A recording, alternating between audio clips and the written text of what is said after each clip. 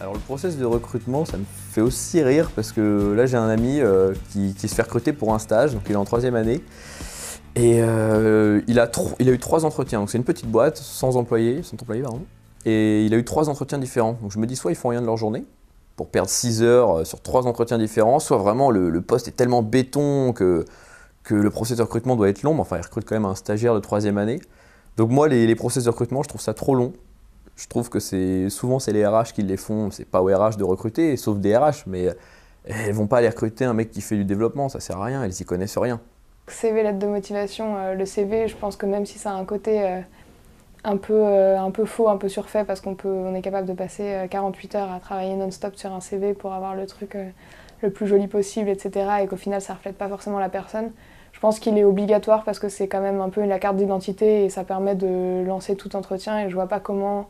Enfin pour l'instant je vois pas en tout cas ce qui pourrait exister d'autre.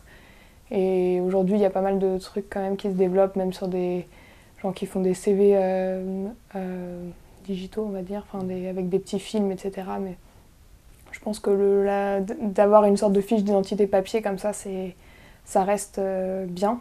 Après, la lettre de motivation, moi j'ai eu à en faire à chaque fois que j'ai postulé et je trouve ça totalement faux et totalement pipeau entre guillemets, puisque j'ai à peu près la même lettre de motivation pour les peut-être 52 entreprises dans lesquelles j'ai postulé, en changeant 3 mots à chaque fois, les 3 valeurs de l'entreprise et en remettant et en réadaptant, et tout le monde fait comme ça et tout le monde a la même lettre et au final ils les demandent, ils doivent les lire je pense, et encore peut-être un peu en diagonale, et après on n'en parle pas du tout à l'entretien et c'est pas... Enfin, pour moi ça représente rien. Je suis pas sûr que ce soit efficace dans le sens où je pense pas qu'ils prennent le temps de lire les CV, de se demander si... On m'a toujours dit qu'en général, qu'ils regardaient tous les CV à la louche, qu'ils ressemblent tous plus ou moins au final. Je veux dire, la plupart, à part peut-être un ou deux qui sortent de l'ordinaire, où vraiment il y a énormément d'expérience. Après, je sais pas si tu es surdiplômé, si ça t'aide plus que ça. Au final, je pense qu'ils valorisent surtout l'expérience professionnelle. C'est ce qui est recherché au final. Parce que j'ai regardé beaucoup d'annonces et à chaque fois, par exemple, tout ce qui est avocat, j'ai vu qu'ils cherchaient que des avocats expérimentés. Genre des débutants, c'est... Non, non. En clair, si t'es pas pistonné, non, c'est pas possible.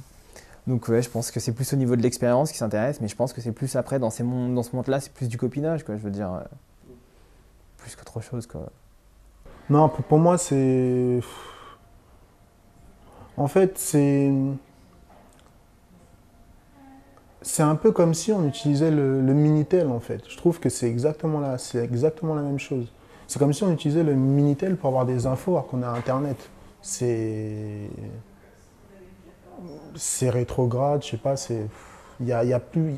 Comme moyen concret de recruter des personnes, sans, on va dire, en mettant tout autant de temps ou d'énergie pour le faire, on peut le faire clairement par vidéo. Il y a des outils Skype ou quoi, où on peut être en interaction avec quelqu'un, on lui demande ce qu'il fait, il essaie de se vendre, on essaie de...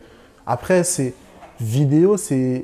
pense que c'est un outil qui peut être intéressant pour le recrutement. Honnêtement, j'ai envie de dire, j'ai toujours eu, à chaque fois que justement je travaillais ou bien à chaque fois que justement je voulais postuler pour un travail, il y avait toujours quelqu'un qui poussait un petit peu mon CV ou bien qui m'aidait justement à avoir ce que je voulais. Et c'est évident ça dans le monde du travail, il ne faut pas le nier. C'est-à-dire que finalement, le fait d'avoir un réseau, c'est pour ça aussi. C'est pour trouver les bonnes personnes qui peuvent te ramener vers les bons endroits, tu vois. Et donc du coup, le fait justement d'avoir, il ne faut pas avoir honte en disant oui, on a eu un petit coup de pouce pour avoir justement ce travail-là. Ce n'est pas un problème parce que le plus important, c'est ce que tu vas faire lors de ce travail-là. Parce que tu peux avoir justement ce petit coup de pouce et être dans ce travail-là, mais après, si tu n'as pas les capacités de perdurer, au bout de quelques mois ou bien de quelques jours, tu vas passer à autre chose. Dans toute étape de sélection, on a forcément de la sélection, on a forcément de la discrimination entre parenthèses par rapport à l'emploi ou par rapport à des compétences. Je pense, trop idéaliste de se dire il faut chercher un modèle de recrutement parfait. Le modèle de recrutement parfait n'existe pas. Il faut faire des tests, en fait. Et je pense que la vidéo, ça peut être passer un entretien sur Skype avec, avec telle ou telle boîte. Tu te mets 1 heure dans la journée, tu fais 5, 6, 7